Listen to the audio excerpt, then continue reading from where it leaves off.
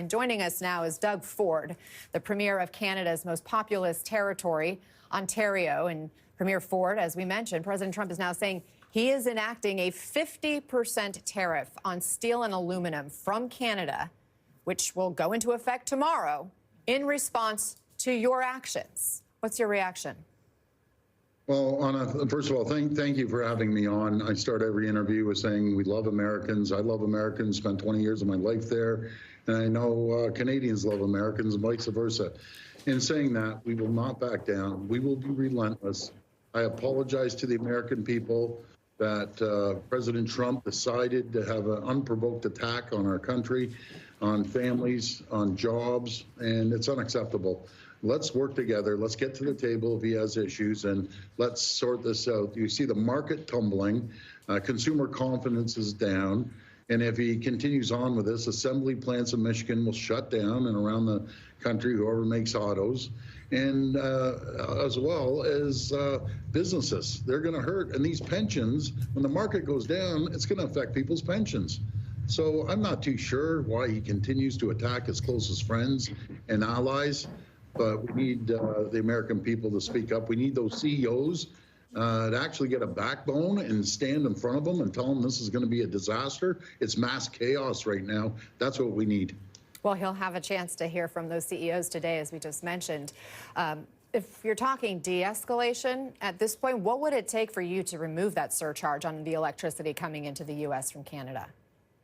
Well, doubling the tariff on aluminum, that the U.S. only can manufacture 16% aluminum that they need. The balance, for the most part, comes from Quebec, over 65%. It's going to hurt your manufacturing. You need the aluminum. You need our high-grade nickel. And I want to send more high-grade nickel. You need our electricity. You need the 4.3 million barrels of oil that gets shipped down. I want to make sure we build an AMCAN fortress, the two greatest countries in the world. Fighting like this does not make sense. But I will respond appropriately on the electricity. Stay tuned. So what does that look like? What are the potential responses? Well, we'll see. I'll talk to the team, and we'll make an appropriate response to President Trump. Again, I stress, this is not the American people. Canadians know it. And if we go into a recession, it's self-made by one person.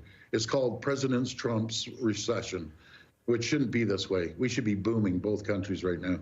Have you and your team talked with President Trump or members of the White House since the beginning of all of the tariff back and forth, specifically since you had implemented this 25% surcharge on electricity coming into New York, Minnesota, and Michigan?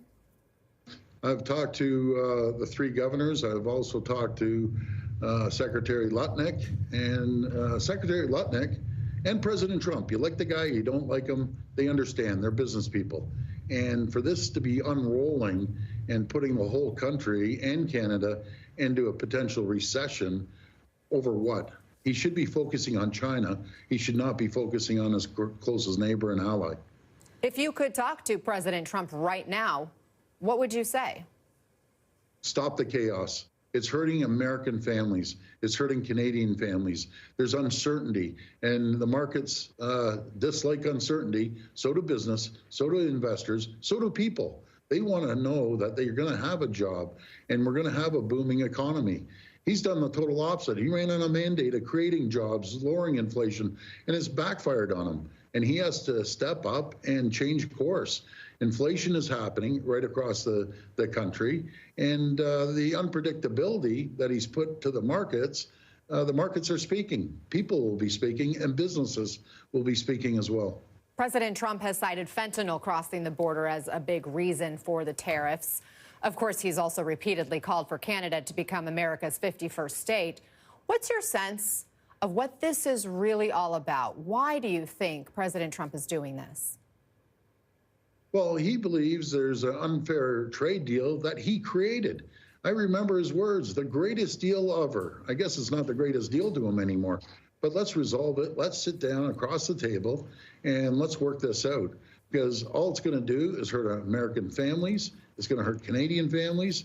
And it's not just American and Canadian. It's going to affect the whole world. Well, China is ramping up for the last 10 years, as we've all been sleeping, they're taking over the critical mineral sector in the entire world. But there's one area that has more critical minerals than anywhere in the world. That's Ontario.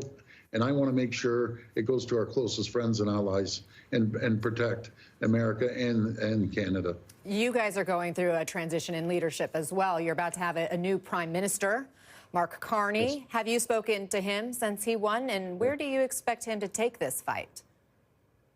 Well, I spoke to him yesterday. He's a very bright individual. He understands finances like no other person.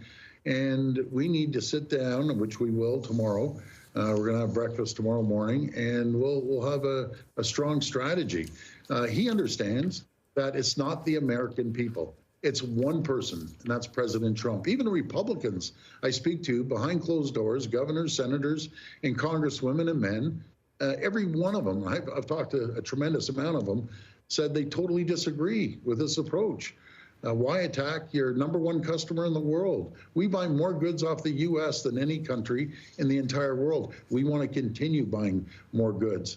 And our supply chains are so integrated. I always say, Anna, that you cannot unscramble an egg that's been around since the 1960s in the auto pack.